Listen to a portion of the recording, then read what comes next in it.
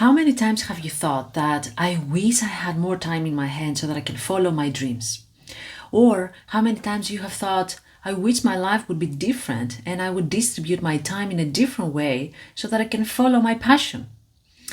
Well, there's a high chance that maybe you are standing in your way and you are sabotaging yourself subconsciously with some specific behaviors and actions.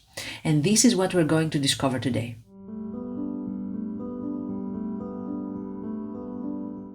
My name is Vasi Sarandopoul and I'm a psychologist, and I'm here in order to share my tips, my insights, and the secrets of psychology world.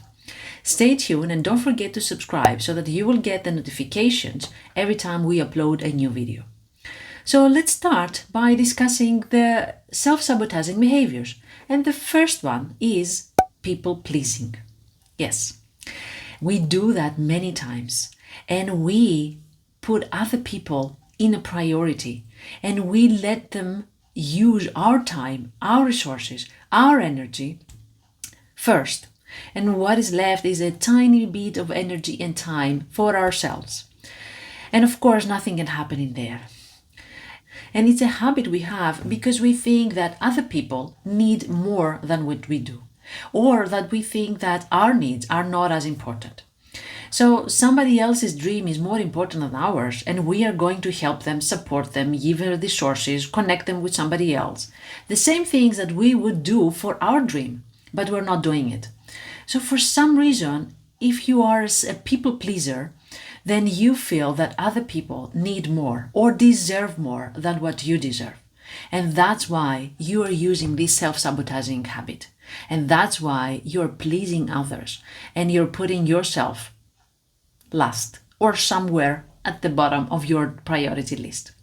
Another self-sabotaging habit is avoiding. Yes.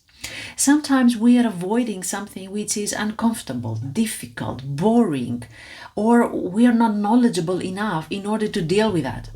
And what we do is we just avoid it. We just hide it under the carpet. We just put it in the closet.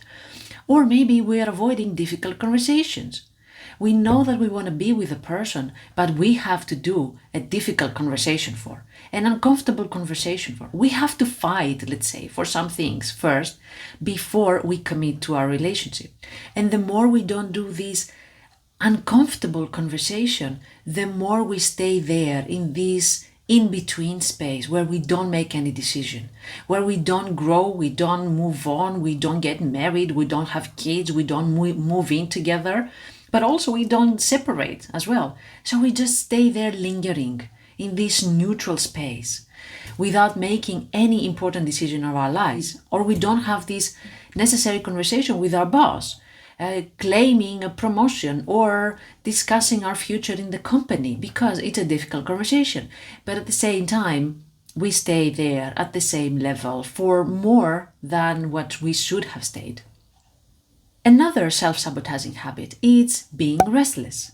Let me explain what I mean restless. It means that I always want to do something. I want to be in all possible places. I want to say yes to everything. And why is this wrong? Yeah, because I don't get to choose. And following your passion means that you have to choose your dream. You have to choose your passion. You have to stay committed to that. But a restless person is saying yes to everything. Is saying yes to whatever opportunity appears in their life. And of course, that takes energy, that takes time, that takes resources. And of course, you're busy, and that gives you satisfaction that I'm busy, but at the same time, you realize after some time that you haven't done something that is really meaningful for you. You have done many things, but not what is meaningful for you, or a degree that this meaningful dream will grow. And also, a restless person is a person that moves to the next goal before completing one. So, when you're starting playing piano, for example, before you go deeper into your knowledge about piano playing, before you go to the next level, and especially when it's becoming a little bit more complicated and difficult, you move on to the next one. What happens with the restless person is that they know a lot of things, but only on the surface. And when you ask them what is it that they have gone deeper, and when you ask them what is their passion, what gives them energy, then they will not actually be able to distinguish one of them. So being restless can be fulfilling, but only for a short period. In the long run, you look back and you realize that I haven't actually gone deeper. I haven't actually committed and invested in one dream that makes me happy. Another self-sabotaging behavior is being a perfectionist. Of course, perfectionist doesn't mean that you want to deliver everything in a perfect way. No. Perfectionist means that you never feel that you have done enough. And then you push more and you give more. What's the wrong with that? The wrong thing about that is many people don't ever reach the point that they put themselves out there, that they deliver eventually something, because they never think that it's enough.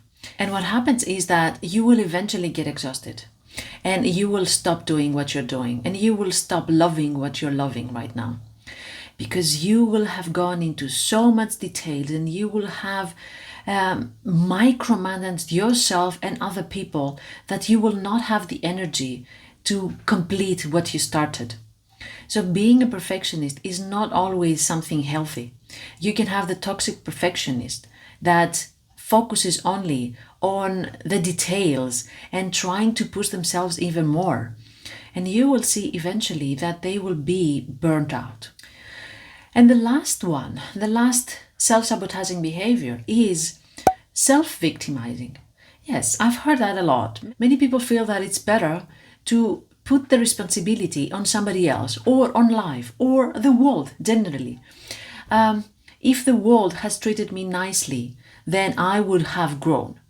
If my family would have more money, then I would have been further ahead than where I'm right now. If I had started earlier working or my career or my studies, then I would have saved so much time and I would be much more successful. So all this if is actually putting the responsibility on somebody else but not us. Is actually creating the perfect excuse for us so that we don't take any action now. So victimizing ourselves can have some legit reason, but at the same time doesn't allow us to grow. Just get us stuck out there with all these perfect excuses and with all these perfect reasons why we haven't grown in the way that we haven't, but actually we're not taking any action. We're just stuck and we are just passive observers of our lives. So these 5 ways, people pleasing, conflict avoiding, being restless, being perfectionist, or playing the victim, are the main self-sabotaging ways. What is your way? What is it that you're doing and gets you stuck and gets you in the way? Find it and then let's talk about how we can get unstuck from there. I hope that was helpful. Please let me know what is your self-sabotaging way and share with me in the comments. If you want to find whether perfectionist is what gets in your way, make sure that you get the free guide, How Much of a Perfectionist You Are. And you're going to find it in the description below. And also make sure that you check AntiLoneliness Academy, because in there you're going to find many tools and workshops so that you can actually stop self-sabotaging and start living and start growing. Thank you very much for being here today. Don't forget to subscribe and looking forward to seeing you in the next video. Take good care of yourself.